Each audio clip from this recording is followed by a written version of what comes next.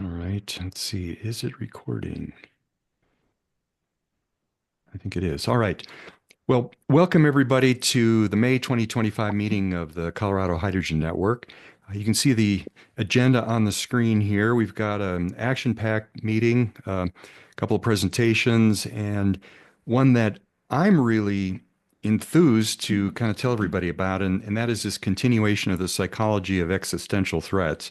And this is a culture of contempt. And I came across some information in a book that I'll tell you about, and it really was an epiphany for me, really helped me kind of understand the political climate and the differences between people and so on and so forth. So I think you're all going to find that pretty interesting. So I'm not going to belabor this agenda. I think we'll just go ahead and move along. Did want to let you know about a couple of conferences.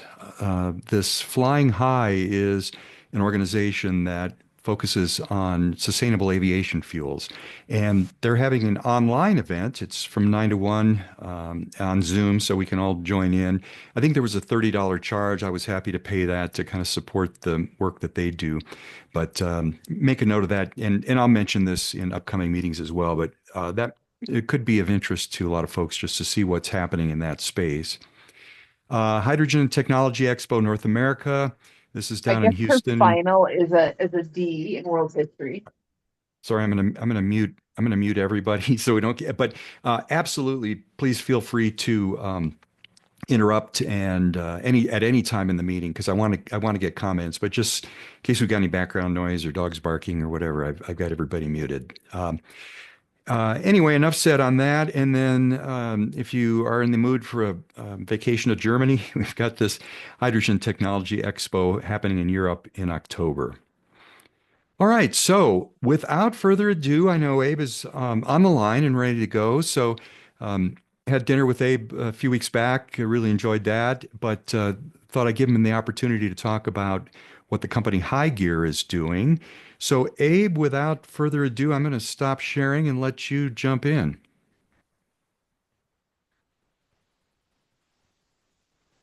Oh, Abe, you're going to have to unmute yourself because I had muted you. Unmute. There you go. We can hear you now and There's we my see you too. video. Um, see if I can get presentation shared. Just 1 second here. Abe, are you back up in Portland? Oh yeah. Yeah. Yep. It's actually Vancouver, right across the river from Portland, but I Oh, do yeah. normally say Portland just to not confuse people with the major metropolitan area in Canada. Yeah, no, I know Portland well. I've been there several times.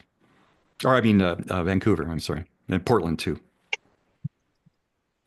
All right, so now I use Teams more often. Let's see if I can figure out how to share. Oh, here we go, the green button.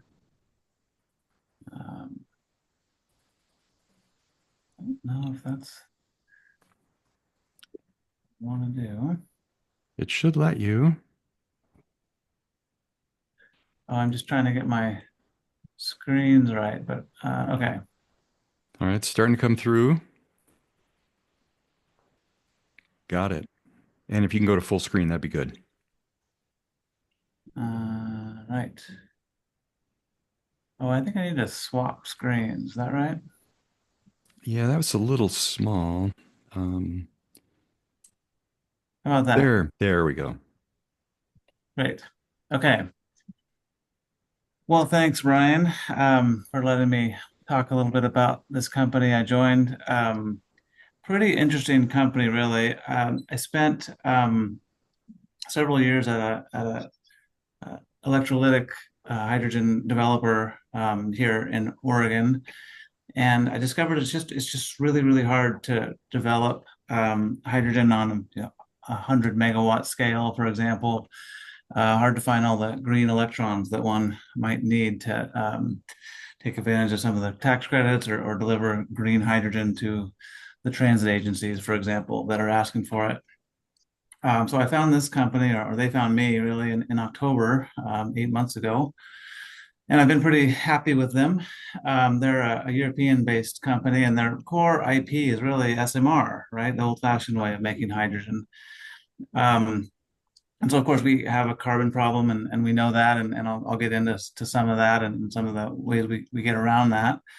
But I want to start by just highlighting that this method of hydrogen production is in many ways a lot simpler than electrolysis, or in that I find that the gas pipeline, right, so natural gas feedstock, is a lot more accessible, or there's a lot more capacity available than the electric grid. And so that's, the feedstock, of course, just plugs right into the pipeline, and hydrogen, pure hydrogen, comes out the other end. Everything we do really is contained within these shipping containers, as you see pictured here. The smallest one's a 20-foot shipping container. The largest one is about a ton a day, or 1,000 kilograms a day, and it's in a 40-foot shipping container.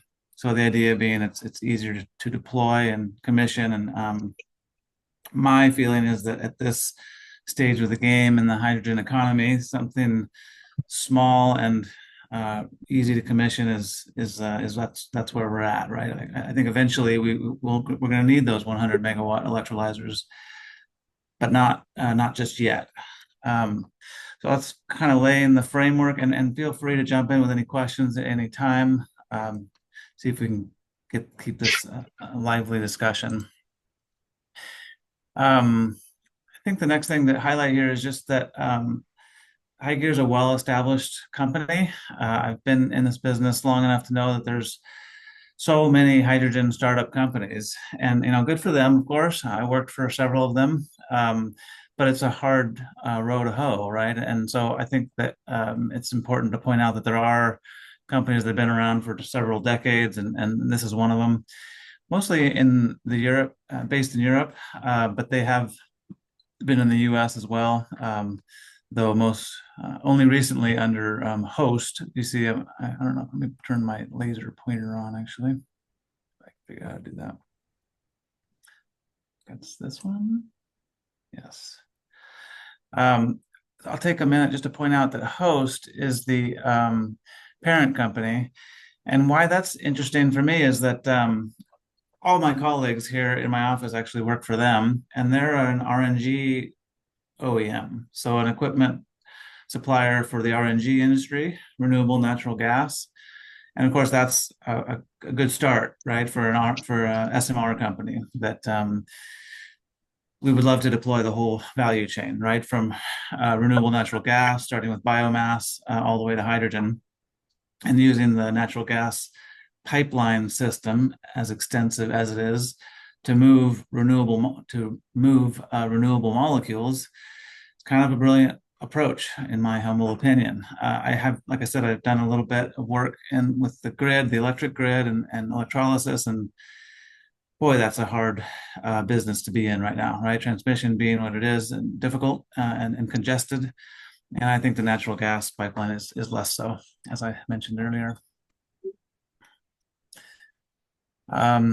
Speaks to customers that we've had.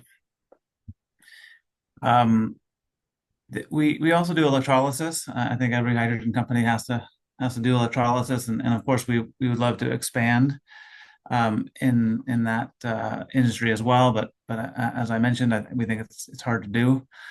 We have a PEM in progress, and an alkaline that we have already sold a few of. I have done a little bit of work with this company in electrolysis, and I think I'm continually surprised at the early stage of PEM development. The proton exchange membrane technology, it seems like we've been talking about it so long that it's already must be well developed. And I'm sure plenty of people will argue that it is. But we're still at least in my company, we're still in earlier stages, I guess, for that product. This slide speaks to some of the industrial applications of hydrogen. The far left, for example, we market to the glass industry. It uses a lot of hydrogen. Both of those, actually, gas recycling and gas purifications. Although the second one here, the PSA, the high pure is also for the metal industry. So as you may imagine, in these early stages. As much as I'd love to be doing big projects in the transportation industry, that's really how I got my start in hydrogen. We have to be doing projects with these much more well-established industries, and we are finding success there. So that's nice. And then the far right, the carbon capture, again, like, we know where we're at and what our byproduct is. And so in addition to developing the feed chain, or the feedstock being that RNG I mentioned earlier, we also have a carbon capture technology on the back end, right? So we can capture that CO2, we can purify it, we can even liquefy it with equipment that we have, and then sell it to whoever wants it, or even sequester it. But of course, the problem with carbon capture is the then what, right? Like, you got to find somebody that wants it, or drill a well nearby, I suppose, for sequestration. So that's part of the industry that we are working in. This speaks to the SMR. Our largest SMR unit has that carbon capture technology built into it. It's called a PSA, or a pressure swing absorber. I don't think it talks to the technology too much on this slide, but a pressure swing absorber is really just a carbon filter, but there's four of them, four different canisters, and as you pressurize each canister, the hydrogen is the first thing through. So we use the PSA for hydrogen purification, and then we use a second PSA for CO2 purification. The CO2 is the last thing to go through that carbon filter, so we can actually pull off the gas off the top end, or the front end of the filter. And there's four of them.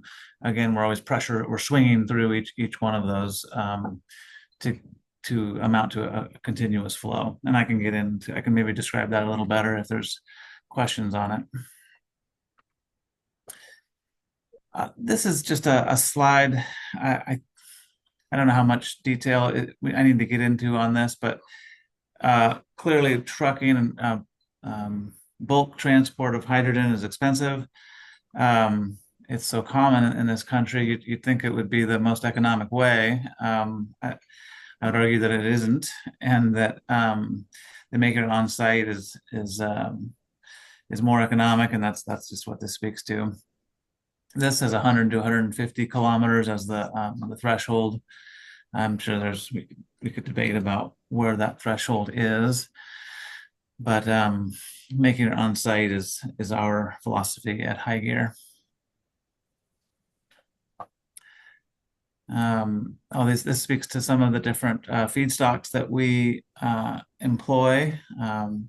Dairy being the most common, and then swine and manure is another feedstock, which with an even smaller or more negative CI score.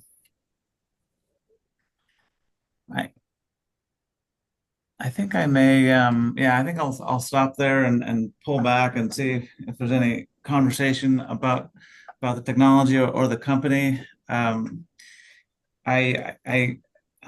expect to get some pushback on SMR as not a green hydrogen technology, and I'm happy to maybe it's worth talking through that in this forum. I don't know, but I will continue to argue that it's just that the renewable electron space is just too difficult right now to develop in any kind of reasonable timeline. And so this approach lets us get to hydrogen where you need it, and utilizing the gas network, the gas pipeline network to move renewable molecules. It seems easier to me. So that's my theory at this point. Yeah, all right, Dave. Well, thanks for the presentation. That's really interesting. Walter Sharp has got his hand up. Walter, go ahead with your question. You're still on mute, Walter.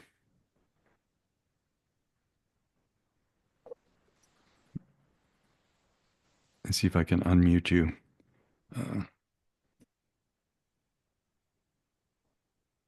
Well, mhm. Not finding the button to unmute you, Walter. I'm sorry. Oh, I know it's over here in the chat or the participant side. Hang on. Ah, There we go. oh, okay. You found it I, before I I did. had to move my audio to phone. Sorry about that. And so I'm curious, Abe, what is the composition of the gas as an input? Does it have to be all the way up to natural gas purification, or just have the sulfur oxides removed before going into the SMR? I have a number of anaerobic digesters that they're not willing to purify the gas up to natural gas level, but they may have in the biofeed somewhere in the range of 50 to 60% methane, and the balance is whatever comes out of it, a digester. And so I'm curious as to what the feedstock needs to be able to go into an SMR device. And on the one that you talked about that's electric driven, is that using a pyrolysis method that's going to create solid carbon, or are all of them a steam methane reforming that puts the CO2 out as a gas? You did say that you could liquefy the CO2, but I didn't hear anything about putting the CO2 out as a solid media. Yeah, no, those are great questions. First to the feedstock, the first question. When you mentioned that you call it a biogas, in the RNG world that's sort of peripheral to me here. I mentioned all my colleagues are really doing that work. So we sell Yeah, the anaerobic digest. technically, renewable natural gas is a offtake of a biogas, but the biogas is prior to filtering all the other gases and impurities out of it that makes it a 99, 98% methane, whereas this biogas would be more like 50 to 60% methane, and the rest of it would be other gases.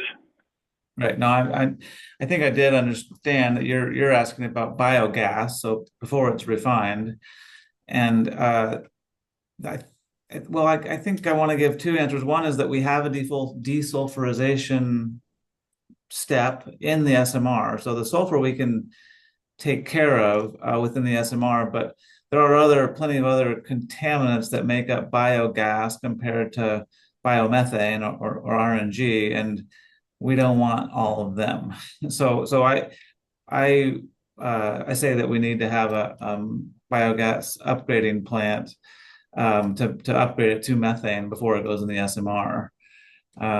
Okay, thank you. So Yeah, there's been many challenges with these plants trying to improve their biomethane up to natural gas levels.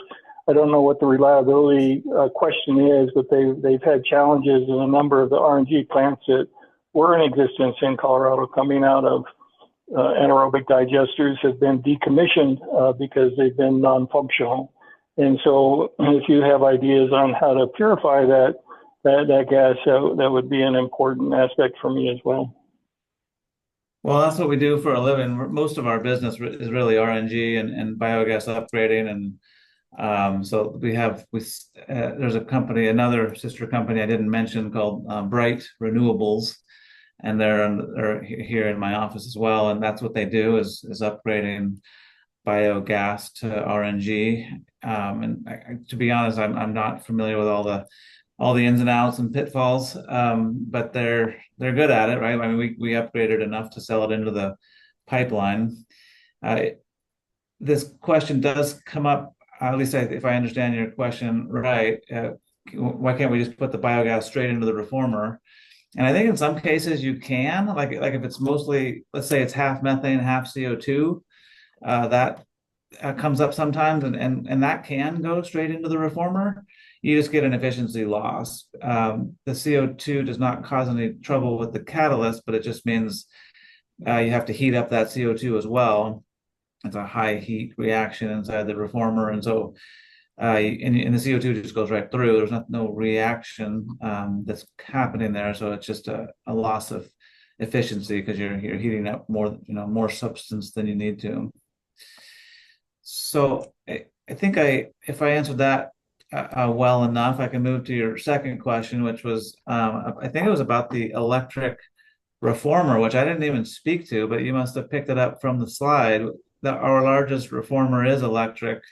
All the other smaller units are the reformer is heated by a flame. It's actually some natural gas, some of the reject hydrogen is sent back to be used as fuel, and it heats the reformer. So we have two different technologies: the flame being sort of the older and tried and true method, and then the electric reformer being a new technology. But I guess I forgot what you were asking specifically about the electric reformer. Maybe you could repeat that part. Yes, based on what you just said, it sounds like you're using electricity to heat the media to do the reforming. And I was asking if it was a pyrolysis method, either microwave or otherwise, that was doing the separation of the gas. And it sounds like it's using it to heat the media. And so I presume you're using resistance rather than the inductive heating to make that happen. That's right. Yeah. And so it is still a reformer. It's not a pyrolysis technology. That's a separate technology that we're not doing yet, anyway, in my company. So it's still a reformer, and it's a resistance heater. I do know of a company that using an induction heater, and I am sort of pushing that internally, but at this point, it's still a resistance heater. Okay, great. That's all I have for now. Thank you. Yeah. All right. Thank you. Yeah, well, thanks, Walter, for that. Does anybody else have any questions? We've got plenty of time. Not hearing any. Well, Abe, thanks again for the presentation. And if you're willing to share the slides, I'll incorporate them with the other slides from this meeting, and then that will be uploaded onto the website. All right. A minor quick question. Oh, yeah, go ahead. Sorry for jumping in late. I had an interrupted connection. I'll have to follow up by email. Thank you for the presentation. I was curious if you could speak more on the renewable natural gas side and biofuels and how that integrates with your processes. Yeah, I'd love to. Thank you for the question. I mean, to be just really transparent here, that the SMR takes methane and makes hydrogen, right? And so it's a molecule, and where it comes from doesn't matter technically. And so the reformer uses methane feedstock. But as I alluded to, and as your question does as well, it can use renewable methane and that biomass and biogas as feedstock. And that's actually what we do most of in terms of our commercial business in the US and Europe, really. And so that potential to put together a whole project from cow manure to hydrogen, for example, is exactly what I'm trying to do. I can't claim any sale yet of a project putting that whole value chain together, but I have several that are real close. One of the most exciting ones is a wastewater treatment plant, and I'm targeting wastewater treatment plants because they're already in a municipal area, right? They are already where you need hydrogen, for example, and so there's plenty of biogas that's oftentimes flared at a wastewater treatment plant. Sometimes they will go to the effort and the expense of upgrading that and feeding it into the pipeline, but sometimes you can't sell it into the pipeline for various technicalities. Getting the gas suitable to the pipeline company can be hard. The pipelines are picky about what gas they'll take. So that I think the wastewater treatment plant is sort of my ideal source of fuel for renewable methane, but certainly not the only one, right? I mentioned much more common really is a CAFO or a dairy or swine or chicken waste, and all of those are they work really well. We had a call just earlier today on landfills. Again, potentially close to a city or close to a hydrogen offtake customer. The landfills turned out to be probably one of the hardest places to pull and to utilize it. They just so much different kinds of waste that you end up with lots of different kinds of gases, and so your upgrading equipment is challenged. I don't think I can speak in too much detail about what those difficulties are.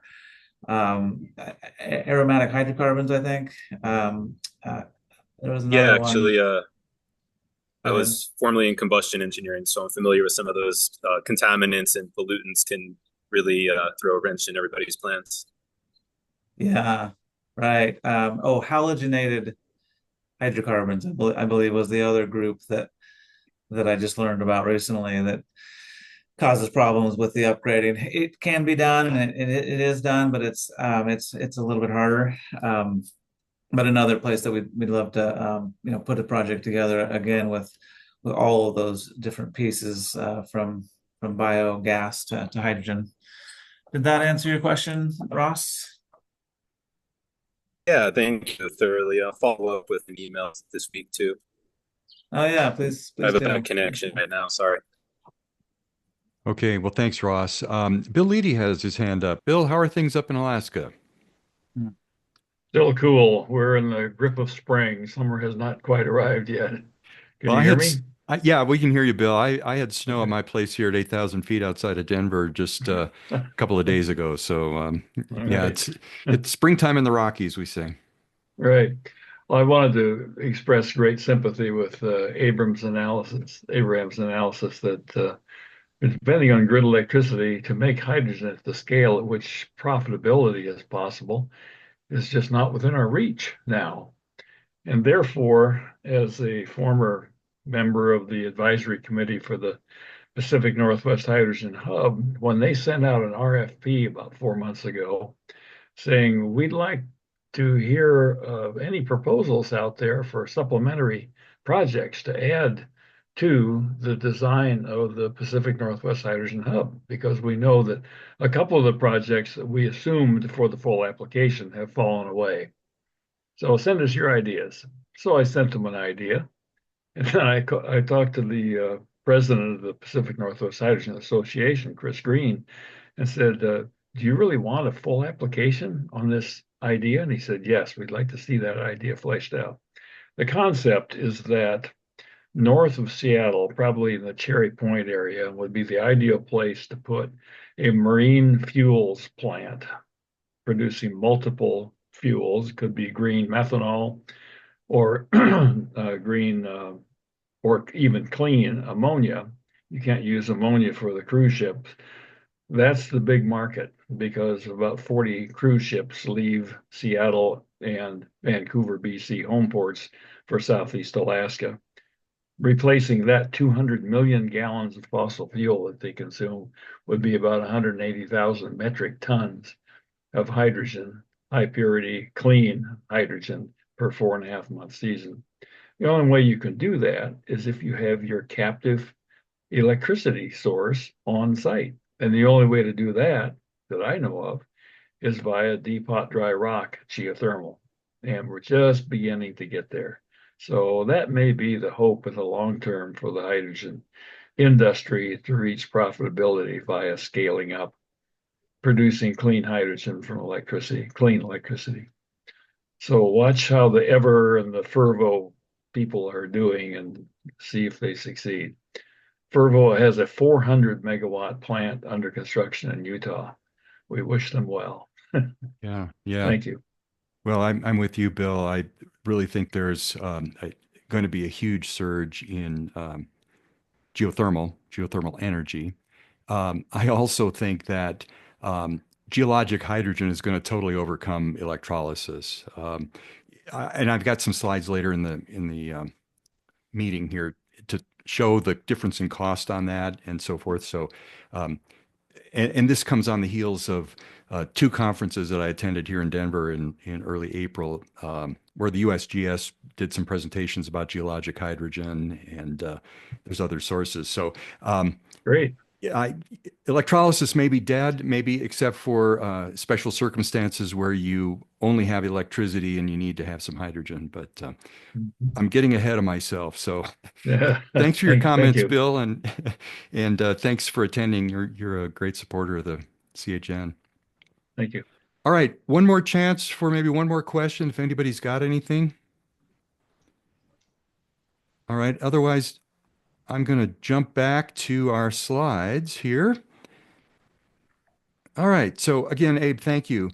Um, so Buford was going to be on to give us a quick update on the three fuel station program, and he has been overcome by real work. So maybe if he can join later, we'll have him jump in. I can tell you that the program is still ongoing. I believe they're just getting ready to start actually building some things, and it's something like, if I'm not speaking out of turn here, September of next year that should be able to pull up to a hydrogen pump and buy some hydrogen here in Colorado. So um, I definitely will go out and get myself a cheap Mirai out of California when that happens.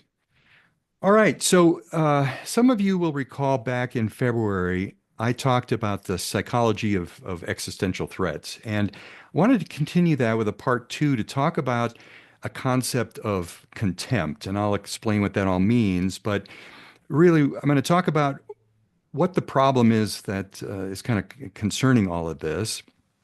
Talk about what is contempt, the definition, characteristics, solutions. Talk about how this can kind of spin off coercive leaders. No names mentioned here, but and some solutions to that. And then as a little bit of a, almost like a sidebar, I want to just point out differences between liberal and conservative values. This was something that was always a question in my mind, and it was nice to see some discussion on this from the psychologists and social scientists that study and know this.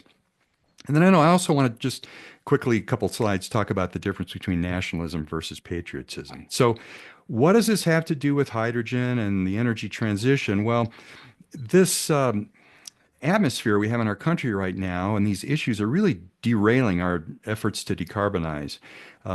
Seeing a lot of DOE people get laid off and a lot of money trying to be taken away from hydrogen and other renewable energy. So I think this is very timely and a little bit of a side issue, but I think you'll find it all interesting. So I don't think this is news to anybody that the political differences are really ripping the country apart. We're, by most people's accounts, more polarized than any time since the Civil War. And this is really coming in a bad time because we need to have all hands on deck for the environment. And I would say, in my mind at least, democracy in America is even at risk. So 93% of Americans say they're tired of how divided we've become, and large majorities say that they believe in the importance of compromise. They reject extreme political views and are not more motivated by partisan loyalty. And more than 70%, and frankly, I'm surprised it's this small, of Americans believe that the country will be greatly hurt if the two parties don't really start working together. So, what is contempt? Well, contempt is a feeling that a person is totally beneath consideration, they're worthless, or they're deserving of scorn. So there's no point in engaging with them. And I'm sure some of you can kind of relate to that feeling. I know I can. And it's really become kind of a theme nowadays of politics. And really, we don't have an anger problem, we have a contempt problem. And if you listen to how people talk to each other, you notice it's really with pure contempt. I mean, they've kind of written off each other. And when somebody treats you with contempt, you really never quite forget it. And so, if we want to solve this problem of polarization, we really have to solve this problem of contempt. And this pandemic of contempt that we have in political matters is really making it impossible for opposing sides to work together. I mean, we've seen situations where a party will propose something and then the other party agrees, and then all of a sudden now they're not interested anymore because they've agreed to it. So it's just an intractable situation. So contempt is really kind of toxic. Answering anger with anger only escalates the problem. And an eye for an eye never really solved anything. And if you think about the classic case of a family feud, like the Hatfields and the McCoys, I mean, those things just escalate and escalate, and nothing ever gets solved. So it's also unhealthy. Psychologists tell us it, makes you unhappy and unattractive, even to people that agree with you. It's associated with depression. Um, some of us have noticed how it can wreck friendships and even family relationships, and it's really kind of a dangerous vice. So political contempt and division are what economists call a demand-driven phenomenon. In other words, the media put it out there, but it's those of us who subscribe to that media, listen to it, and so forth that are really creating a market for it. And, they're doing a terrible thing. They should stop, but the reason they don't is because there's a lot of money in it. So we can't wait for our leaders to change. We need to lead this rebellion. We, of course, can't single-handedly change the country, but we can change ourselves. There's a quote that never a bigger mistake was made by someone who did nothing because they could only do a little. And this is the case there, where every little bit can add up and really help. So declaring our independence from bitterness, we can each strike a small blow for greater national harmony and become happier in the process. So, we're kind of addicted to this, really. I mean, we love to hate the politicians on the other side and take pot shots at them. And while most of us hate what's doing to the country, we're still kind of compulsively consuming, they call it the ideological equivalent of meth from the news media. There's a whole complex here in the media which profits from this contempt addiction. And then, of course, social media is a genie I think a lot of us wish we could put back in the bottle, but that really just intensifies that with lies and innuendos, and it just feeds on itself. It also allows people to filter the news and take out the things they disagree with, and therefore you're kind of purifying the contempt drug. And, there is evidence from psychologists that as we become less exposed to opposing viewpoints, we become less logically competent as people. So, there's a saying that if you wrestle a pig, you only get muddy and the pig likes it. So, but still, we can't really ignoring the voices of hate. If we do, the ideas will go unchallenged by people of goodwill. And, we have to consider, well, what if those people really have views that are truly worthy of contempt? Well, their views might be, but that person isn't. We need to repudiate their views, confidently and concisely, but with respect. And I'll talk about how to do that. So what we need really is better disagreement, not less disagreement, which will hold the keys to greater harmony. So there was an the book that I'm going to tell you about at the end here. There was a quote that the author asked the Dalai Lama, "What do I do when I feel contempt?" And he said, "Practice warm-heartedness."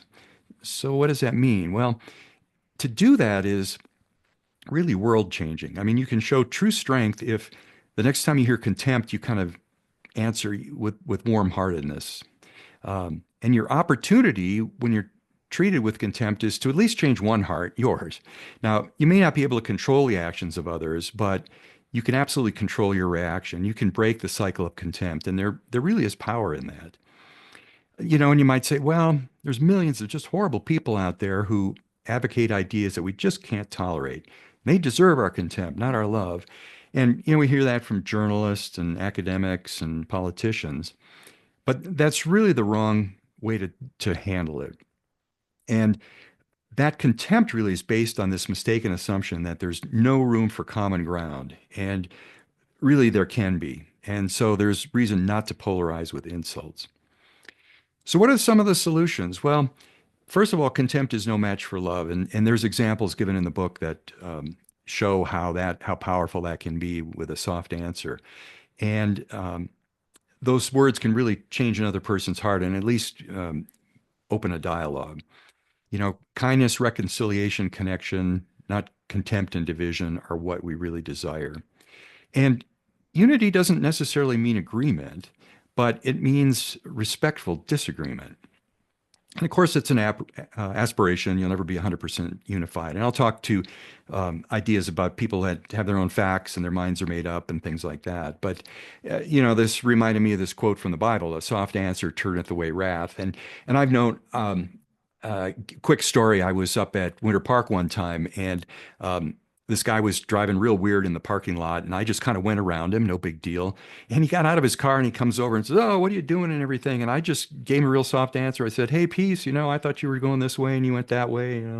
And I didn't apologize, but I didn't argue with him either because he wanted an argument. So I'm sure all of you have had a situation where you've been able to diffuse something by just not giving the people the argument that they want.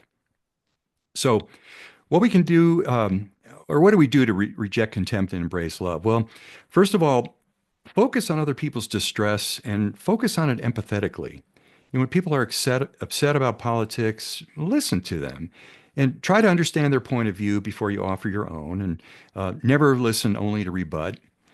In your interactions with others, particularly in areas of disagreement, adopt the 5-to-1 rule. Make sure you offer positive comments. And this goes for social media as well, that try to find a positive way to spin things.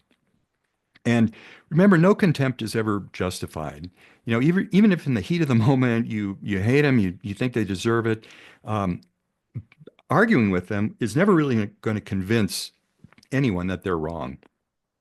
And then also try to go to people or go to places where there are people that you disagree with. So make some new friends, seek out opinions. I mean, you might learn something in the process. And then when you get there, observe rules 1 to 3. So what do we do if people just have fake facts? And this is the one that always was a stumbling block for me. And I talk to people and they would just spout facts that are absolutely not true. And, they're getting these things from propaganda and social media and fake news and things they hear other people say. I mean, even in people of authority. I think you know who I mean. So our initial reaction to that is often to respond with just more facts. Well, if they weren't convinced by the evidence in the first place, then more facts is only going to make it worse. You're not going to convince them that way. Fact-based arguments don't persuade people very well at all. Humans actually refuse to take in new information when they have entrenched beliefs. And this is a well-known psychological phenomenon called confirmation bias. I mean, people just don't want to hear it and they'll refuse to listen to it. So if people's minds are made up in advance and they're immune to evidence, I mean, how can we ever come together on any issue? Well, let me tell you a story. So if you look at how people have tried to convince others of a moral position throughout history, you'll see that it's almost always been through the telling of stories. I mean, you see this in parables in the Bible, you see this, in Quran and the Bhagavad Gita and in Hindu and so forth, that it's stories. And the reason these work is there's 2 things that happen when we share stories with people. First of all, psychologists say that in a story, the storyteller and the listener's brains kind of unite, and they've actually done functional MRI tests showing that the brain waves start to synchronize and things like that. And it starts to kind of get people on your side, giving you and giving them the chance to understand each other, really whether you agree or disagree on something. Another thing that happens in storytelling is that oxytocin is released, and some of you may know that's what's called the love hormone or whatever. That's mothers' brains release that, and people in love have the oxytocin, and it makes us feel bonded to others. And you're not necessarily going to feel in love with a person on the other side politically, but there really are some scientific reasons why this telling and sharing of stories bonds people together. And that helps us start to break down the prejudice and division. And we can kind of at least induce some openness, if not agreement. All right. So here's 5 rules to try to subvert this culture of contempt. I mean, first of all, we do need to stand up to it. We can't just roll over and say, "Yes, I love you," and give you a big kiss. But we need to do it the right way. And then, like I was saying earlier, escape the bubble, go places where people are on the other side, and maybe where you're not invited, and try to engage. And say no to contempt. Treat others with respect, even when it's difficult. It's hard to do, but it really works. It helps. And disagree better. Be part of a healthy competition of ideas. and tune out from the unproductive debates and the media. I know, just for my own sanity, I've really stopped listening to the news. I know, some of you may know who Jigger Shah is. He was the DOE's Loan Program Office manager under Biden, and he said he doesn't listen to anything from the hill, so to speak. He waits about 10 days till it oscillates and dies out and mutates before he really engages, only because he really has to. But I've stopped listening to media, and even, I liked MSNBC. I agree with what they're doing in their position, but I did start to realize that they were basically taking the political news and other things and just turning it into almost like infotainment. And it really becomes obvious when they kind of keep going over the same story day after day, just kind of twisting the knife and being basically contemptuous. And that's not healthy at all. And it's better to disconnect from that. There are news sources you can go to that are much more logic or not logical, but much more balanced, and you can filter those stories. And if you're reading it, you can just scan things and you can jump around. So, really encourage everybody to maybe tune out from some of the media that's really just turning this into a profit-making center. All right. So, one of the things about contempt is that it can generate what's called coercive leadership. And things like a crisis, which you may have thought, well, we didn't really have a crisis, did we? That explains the emergence of coercive leaders, but there kind of is. And these coercive leaders can be appealing and even somewhat effective in the short run, if for no reason other than, at least in appearance, they're putting an abrupt end to what people consider an unacceptable status quo. And I'm surprised to start to hear that there's a lot of people in this country that are really unhappy about things just because prices have gone up. I mean, the economy is doing well, the unemployment is low. You say to yourself, well, wait a minute, things are going well. What? But they're unhappy about restaurant prices and supermarket prices and things like that. And they wanted to lash out a little bit. But in the long run, as you can imagine, coercive leaders are not really what people want. So it can often end badly and in scandal and things like that. But sometimes, even when they finish their term of short-lived usefulness, the leaders can persist for some time because the polarization they feed on can keep them in power.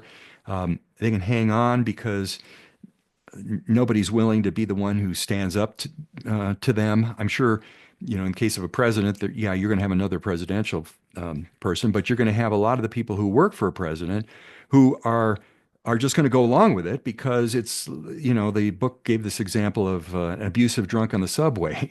Nobody wants to be the one that's going to actually stand up to the guy. All right. Oh, and paradoxically, some people are just attracted to bullies, and you can understand that, I'm sure. So, any dictatorship that we've ever seen is like this. The tyrants, they vilify, they scapegoat others in order to maintain power, and they even make up problems. They say that, oh, we've got this problem over here, so I've got to institute martial law or whatever. And Hitler with the Jews was a good example. I mean, there was nothing wrong. They were leaders in business and everything else, but he turned them into scapegoats in order to vilify them and put them down.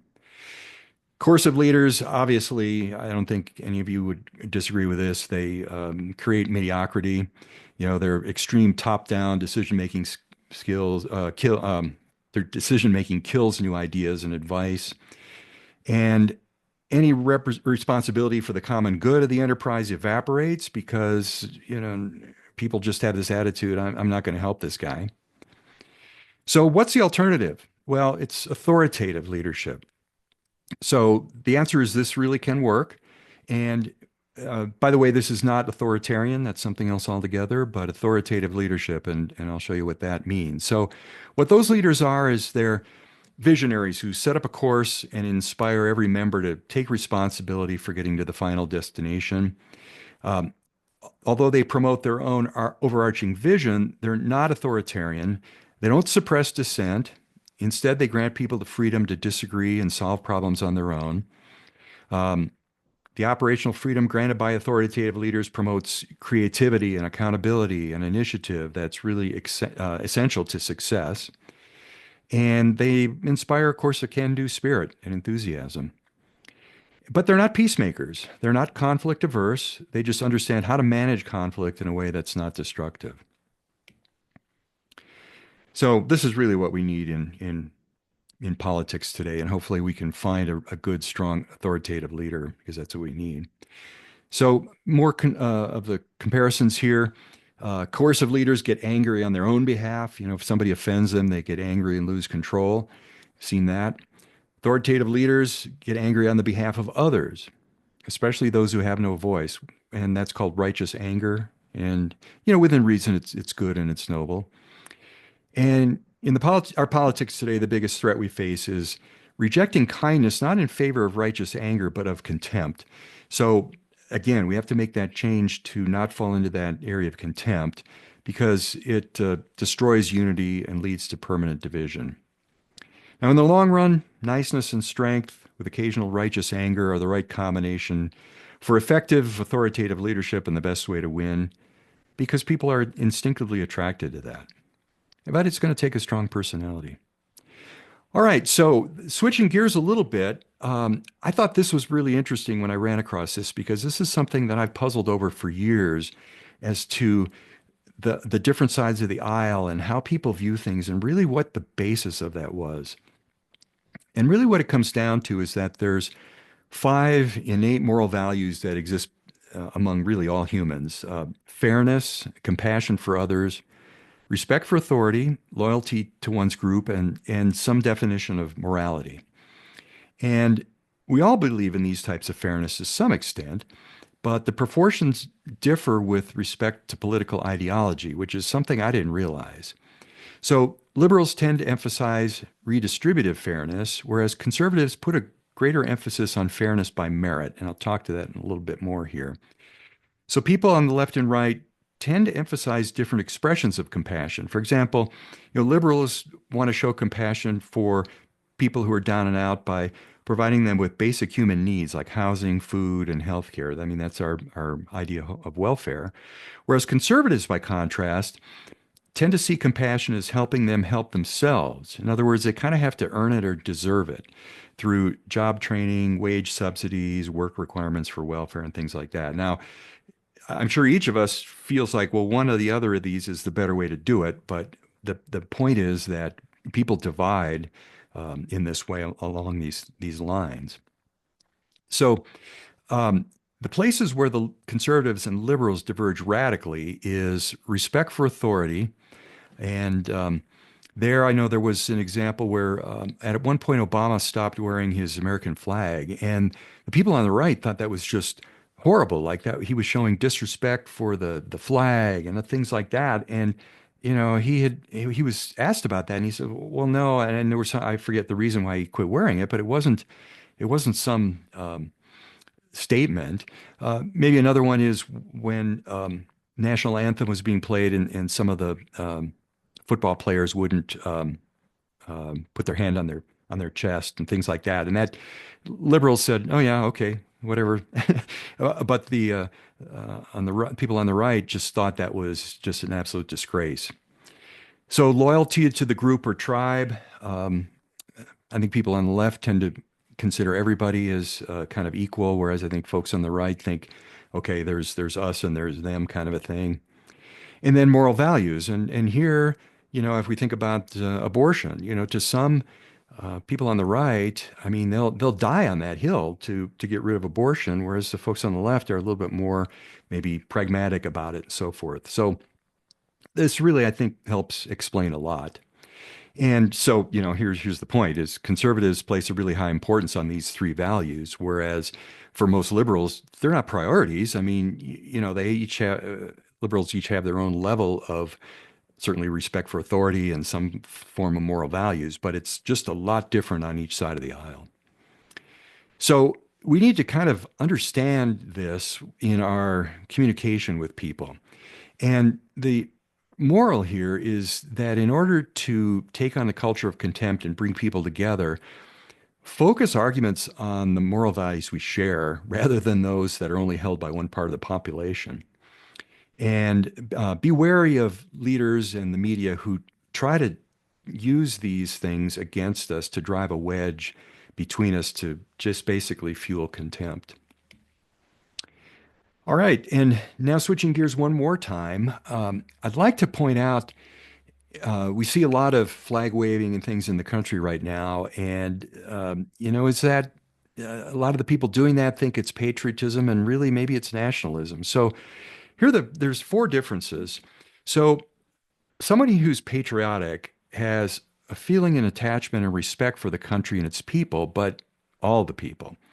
Whereas a nationalism or a nationalistic position is people believe that their nation is superior to others and are prejudiced against other people from those countries and prejudiced against those countries and don't really feel that everybody necessarily belongs. Civic duty, patriot really has a sense of responsibility to contribute to the well-being of the country and a willingness to sacrifice. Whereas a nationalistic approach is aggressive, strong desire to expand national power and influence, and sometimes at the expense of other nations or of those people. Patriotism is inclusive and generally encompasses all citizens and extends to belief in the country's shared values and ideals and those kind of things.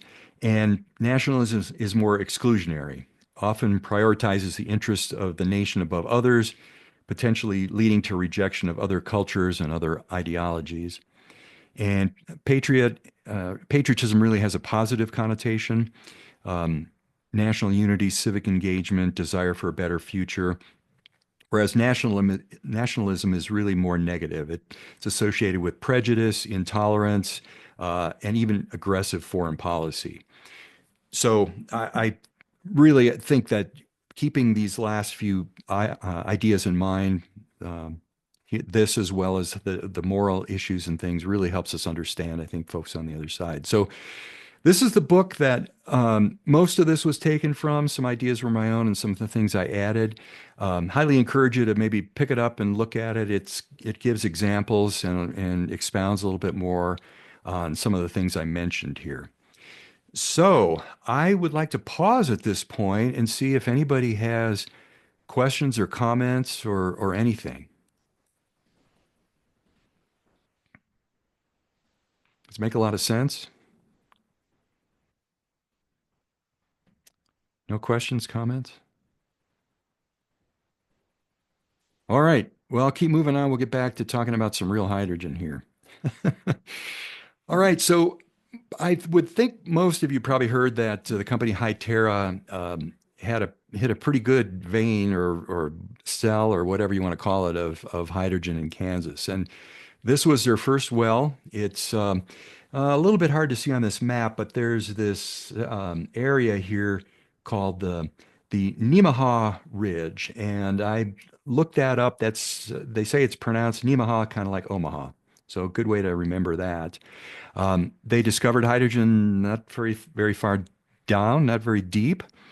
96.1% purity, some of the highest concentrations ever recorded in an exploration well, which of course means there's going to be less processing required to produce commercial grade hydrogen.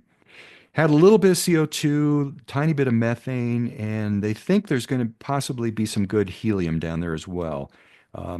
So the promising signs for this reservoir, it's got good porosity. It has a lot of natural fractures that could enhance the permeability. Now, they temporarily capped that well, but they're planning to do some more downhole sampling to confirm the gas composition and some monitoring and, of course, some flow testing. So fingers crossed on that. That's an exciting development, especially on the first well that they have sunk. So why is geologic hydrogen so important? Well, it's a new source of clean energy, and it's a molecule. And of course, molecules, as we all know in the hydrogen space, have a lot of advantages over electrons. They're more easily stored for longer periods. They can be transferred much faster from container to container, which is really important, of course, for vehicles. Higher energy density and lower weight than batteries. and also they don't have a wear out mechanism like batteries do. And they're useful to make other compounds, combining hydrogen with nitrogen to make ammonia and things like that. So the thing I'm most excited about, and when Bill Leedy was on, I mentioned that I think that geologic hydrogen is going to be the source of hydrogen. I don't see how you'd ever get anywhere close to 30 cents per kilogram on electrolysis. Um, Vast quantities are estimated. The two seminars that I attended that Jeff Ellis from Geological Survey was on, he's estimating enough hydrogen to run everything for a couple hundred years are available. And that's if you're very, very conservative with what's accessible. Yeah, here we go. I got ahead of myself. So they could supply our projected hydrogen for 200 years. And they think there's more available hydrogen than all the natural gas that's available. So I want to go through a little, and I'm going to spend a little time here, cost price summary on natural hydrogen and where we need to be with hydrogen in general. So if we start with what is really our price target? Well, if we're talking about vehicles, gasoline and diesel vehicles, as well as for the natural gas system, and that's really the lion's share of where we would use hydrogen. Where do we have to be price-wise with those to compete with the status quo, either gasoline, diesel, or natural gas? Well, we want to show the same miles per or dollars per mile, I should say, for a vehicle. So if you've got a light duty or medium duty gasoline vehicle, if you had that same vehicle with fuel cells instead of a gasoline or diesel engine, you would want to pay about $8.85 per kilogram if you were paying $3.54 for gasoline. And where that comes from is there's this energy economy ratio that CARB, the California Air Resources Board, publishes. So for comparable vehicles, if you paid $3.54 for gasoline and $8.85 for hydrogen, you would have the same cost per mile. Now, unfortunately, because diesel's got a little bit more energy per gallon, that drops a little bit. So same type of vehicles, light duty, medium duty, you'd have to be buying your hydrogen for $6.46 to basically break even. Now, the big rigs, the Class 8 vehicles, they're not even as good. They're about a 1.5 EER. So if diesel, just for example, here is $3.40 a gallon, you'd have to be buying your hydrogen for $5.10. And then when it gets to the highway, things get really bad. And Roy Hensler with Rising Creek Transportation that has been testing the Nikola trucks kind of verified this. He said, yeah, around town, it's about 1.5. On the highway, man, it's almost 1-to-1. So this starts to get pretty sporty. We have to start getting some pretty doggone cheap hydrogen to do that. And to compete with natural gas, here you want the same BTUs per dollar, or dollars per BTU, I guess the right way to say that. So we probably have to get down to about $1.20 a kilogram to compete with natural gas. All right, so that's the price where we need to be. Now, what are the costs? Well, admittedly, these are kind of guesses on my part. What I did here to figure transport costs was on a fairly small scale. I said, all right, we're going to have a truck. What does that cost? What does the tank on the back cost? What do you have to pay a driver and all the overhead associated with a driver? What's the energy cost to either compress it if it's gaseous or liquefy it if you're going to have it as liquid? So, this is a little bit of a notional number, but I came up with these to transport it, and pipeline as well. And this, I'm assuming 50 miles on the truck and about 10 miles on a pipeline. We can argue that all day long. I would not disagree with other numbers here, but just for the sake of argument, let's say it's maybe this or cheaper. All right.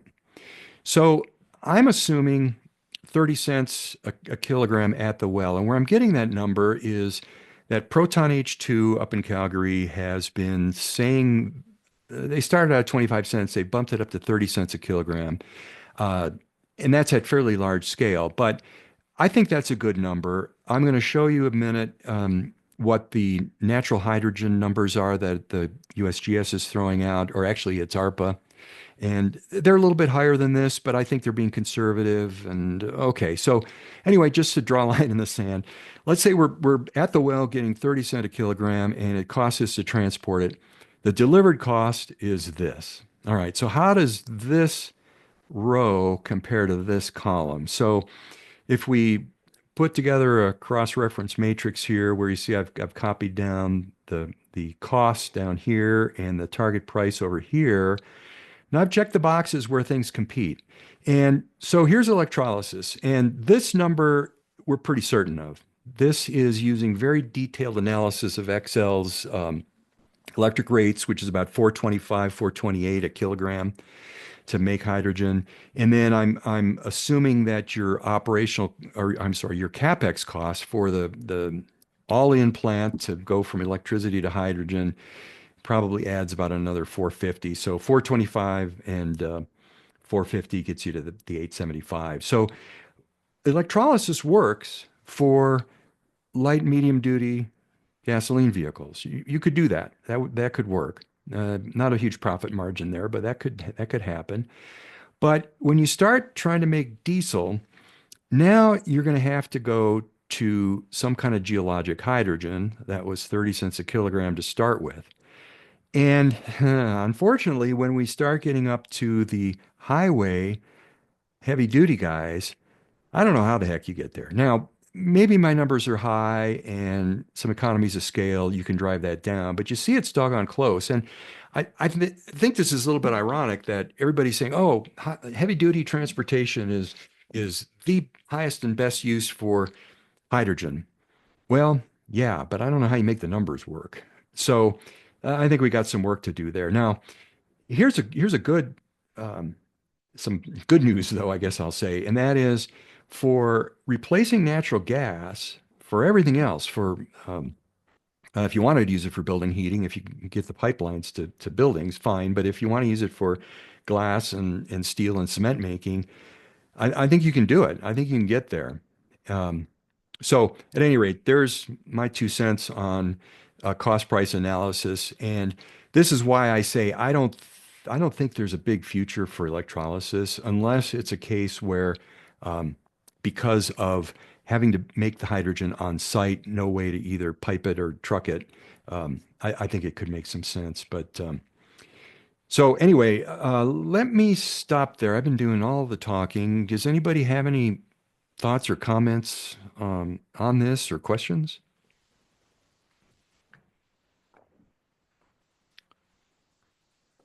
Remember, you have to take yourself off mute. Oh, Bill, you want to? Yeah, I see you came off Brian, mute. Brian. Yeah. Yeah, thank you. That's very nice work. I imagine that the only way of getting there for electrolytic H2 would be in the case where you have a very small cost of electricity and your source of energy, electric energy, is on site where you want it and need it. And it would cost a lot to put in new pipelines or other infrastructure to get it there. Or we discover that we can't use natural gas steel pipelines for moving hydrogen because of the hydrogen embrittlement problem, especially under varying pressure Mhm. and high pressure. So that's the way we would get there, I suppose. Yeah. Well, and Bill, the situation you pointed out earlier with the port, where there's hydroelectric, very cheap electricity, and you don't have to move things very far. I think that makes sense. And I don't know. Well, I'm sure the ships are with their bunker fuel. It's pretty cheap. I don't know what their what their price target is, like I've shown over here. But absolutely, there's going to be cases where we have electrolysis, but I just don't see it as being a biggie in the future. I really don't. I mean, especially now that the Geological Survey is saying, "Hey, there's gobs of hydrogen under our feet."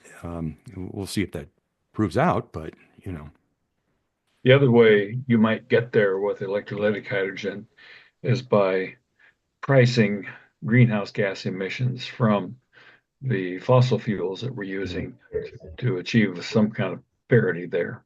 Yeah, well, there's all kinds of market forces that can make this very different. I mean, the example I love is the battle between the videotape recorders, the Betamax and the VHS. And Betamax was higher quality, but VHS won because the tapes were longer. And so those kind of market forces can sometimes throw you off. And yeah, certainly, if we do ever start taxing gasoline and diesel and flowing that money to hydrogen, I don't think that'll ever happen. But if that were to happen, then that could change things too.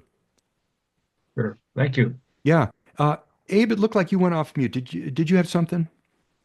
Yeah, thanks, Brian.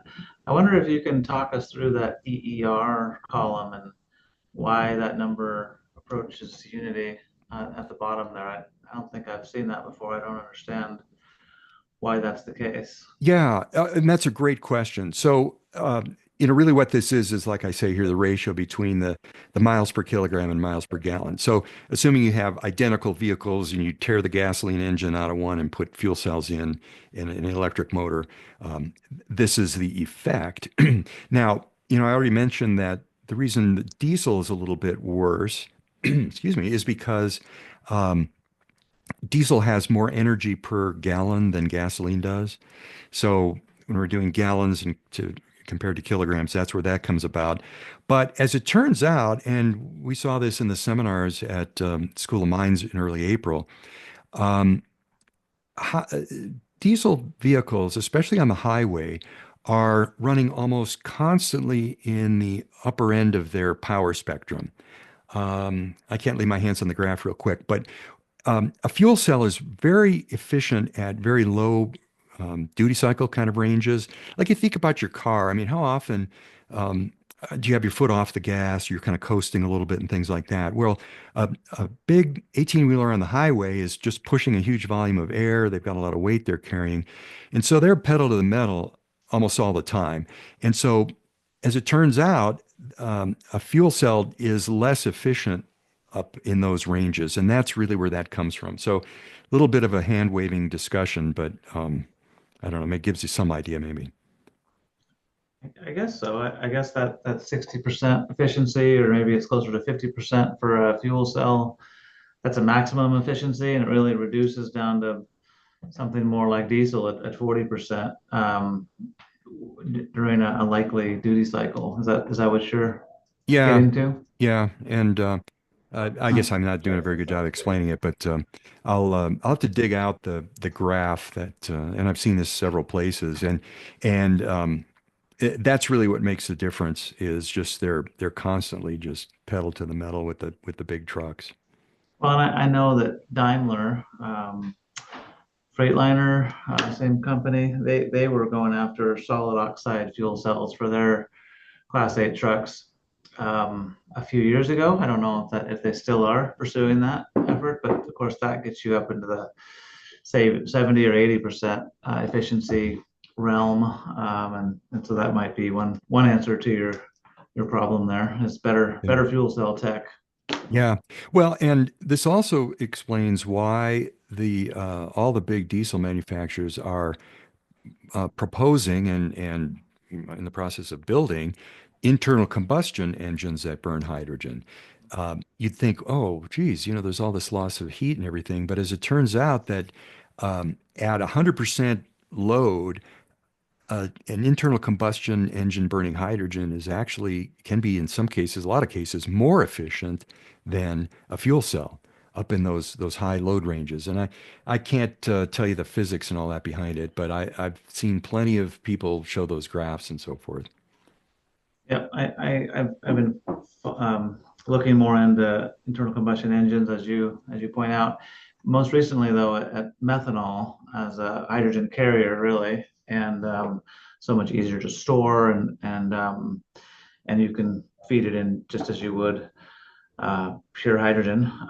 And a dual fuel vehicle is another way to get around this problem with the difficulties of hydrogen and the difficulties of fuel cells. So yeah, there may be multiple solutions here. Well, and by the way, I'm getting ready to talk about this on an upcoming podcast, but there really, I think, is a market in the long run for biofuels. And in the places I think are in maritime with the methanol, we're already seeing that a couple hundred ships either on order or out there. For long distance aircraft, I don't think we'll ever find anything that doesn't have carbon in it that will have the energy to weight ratio that some kind of a hydrocarbon will, like methanol or something like that. And then also for building heating.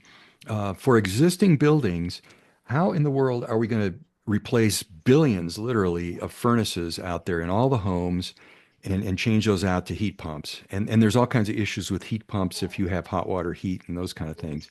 And so I think the answer is to take some kind of biology, uh, plants, algae, or whatever, and turn that into a biofuel.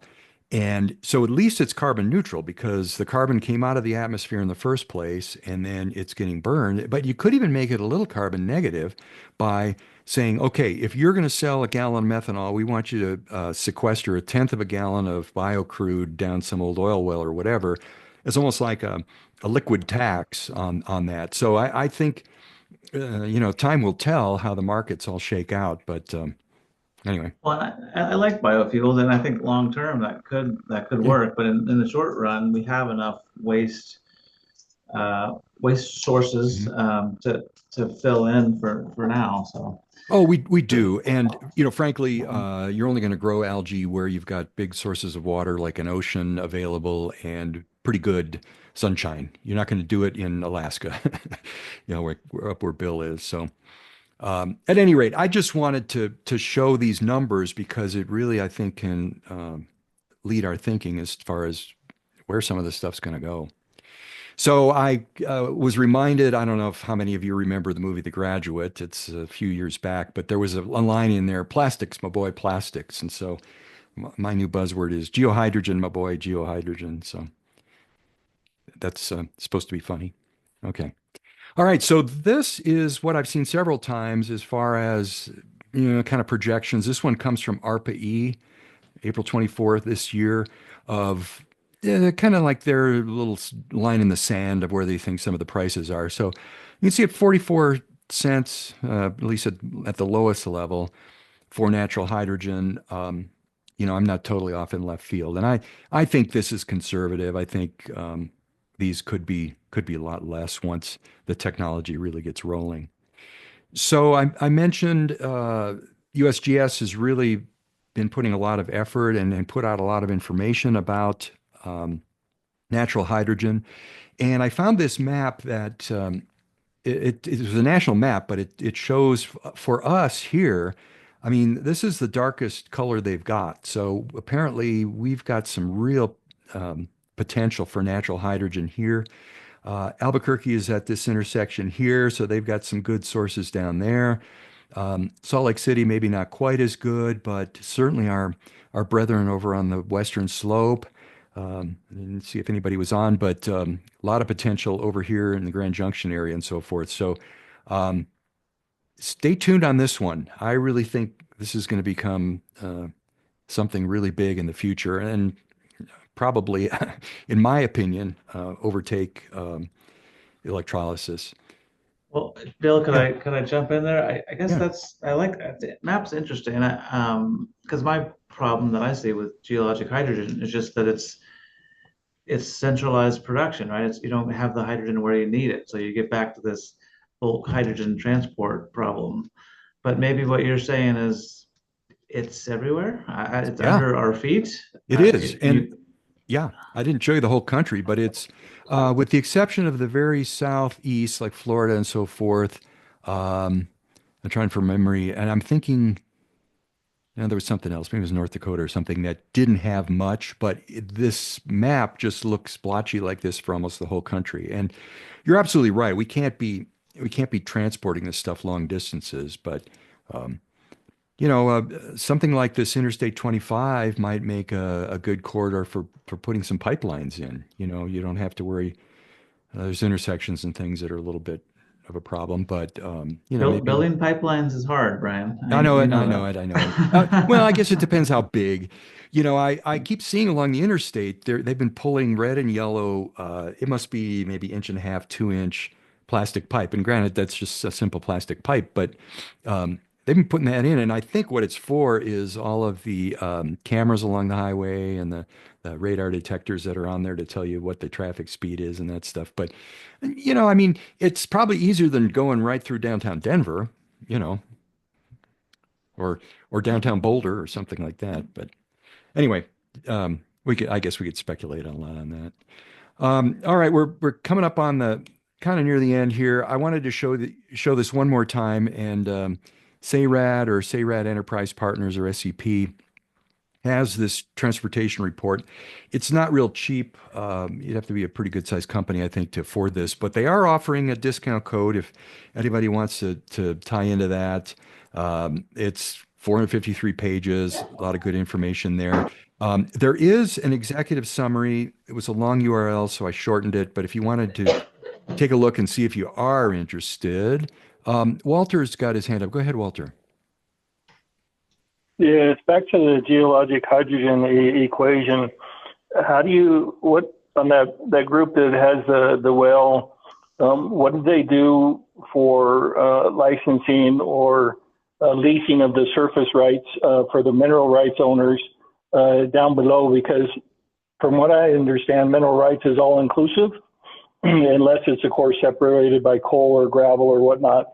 But I think all hydrocarbons and hydrogen would be included in that, would fall under the same lease agreements. So how can others, and how do you limit the space of where those are coming from? With oil and gas, there's a certain reservoir and a certain size. So if you poke a hole in Denver and you're sucking out from the entire region, how do you feel that would be processed or managed? Well, that's a really good point. At the Rocky Mountain geologists, there's a 2-day seminar that I went to here in Denver in April. There was a whole presentation on this where they were prospecting for hydrogen way up near Lake Superior, Minnesota.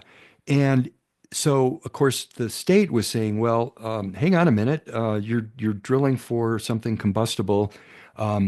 We've never done that in Minnesota before. Minnesota's never had apparently a gas well or oil well or any kind of thing like that. And so the state was saying, "Oh, we don't know how to handle you." And so they came to Colorado and talked to the oil and gas people here that were very helpful to help basically write the rules and so forth up in Minnesota for that. Now, that's different than your question of what about the cost of mineral rights and everything. And yeah, that's that could be state by state or even county by county an issue. And I don't know the answer, Well, no, but my question is more of not the permitting aspect, but who has the right to pull the hydrogen? right. Because it sounds like the oil and gas companies that already have the mineral rights access through a lease or a purchase also includes the hydrogen rights. I'm just curious if that question and any resources have been available related to that topic of how far you can pull it and how you know where you're pulling it from. Yeah, and that's a good question, and I'm sure the oil and gas people go through that all the time, where they have to pay, the farmer for his mineral rights under his land, or in so many cases, I think every house I've ever bought, part of the deed was, you don't own the mineral rights. Um, who was it? One of the big billionaires made the joke one time. He said the meek may inherit the earth, but not the mineral rights. And so I don't Yeah, know, Walter. exactly. Most of the mineral rights are severed from the surface right owners, and that's why very few mineral rights are owned other than the large ranches and whatnot. I'm just curious, just bringing up the pause on how that's going to be managed, and if the people that already have existing mineral rights access, if hydrogen is going to be included as a bulk offset for that same thing, or if they're going to do a separate line item to lease hydrogen. Right, hydrogen. Whoop. You went on mute there, Walter. But yeah, I don't know. I don't know the answer to that, and I'm sure it is an issue. And I think Abe, maybe you asked a question. How do you know if you sink a hydrogen well in Denver, you're not sucking out Cheyenne's hydrogen?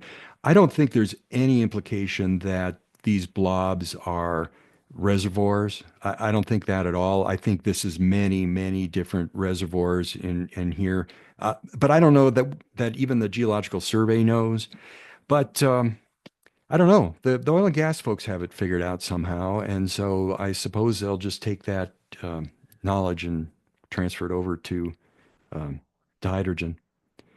All right, we're almost at time. Let me I won't talk about membership, but I did want to point out that I've got an episode that I just recorded with the company in Estonia, of all places, about they build little small generators, either small portable ones or stationary generators that run on hydrogen. But we talk a little bit about the hydrogen scene in Europe and so forth. So you want to tune that in. That should have released at 2 o'clock today. So that one's hot off the press. And then I finished my script for a 5-year anniversary show where I'm kind of doing a recap of what's happened in Colorado and what's happened in the world over the last 5 years. And I'm going to release that one on Sunday because Sunday's the 25th, and that marks May 25 was the first show, the first podcast that went out. So point those out. If you all subscribe, it's going to come download to you automatically anyway. But that is it for the meeting. We got about 3-4 minutes, something like that. Any last questions or comments? Maybe any comments if people thought the psychology stuff, I probably won't do that again, but I hope you liked it. I thought some of that information was really useful. No? Brian, it's Frank Zamatero. Like I said last time, you pay a lot of money for those kinds of therapy sessions in New York. So thank you.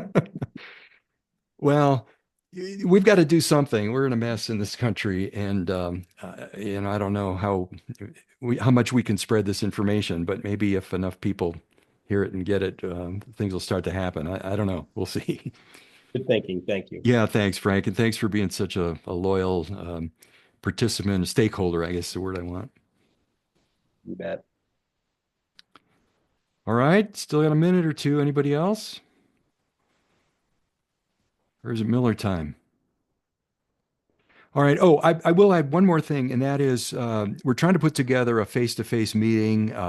Talk to Brendan Donor about bringing his fueler from Electric Green. So we've got something to come and look at. Don't know where, don't know when that's going to be, but trying to work on doing that. Weather's getting warmer. We can be outdoors, and be nice to meet some of the folks that maybe we don't get a chance to see. So watch for that. All right. Well, that's the end of the meeting. We're going to adjourn. So thank you, everybody.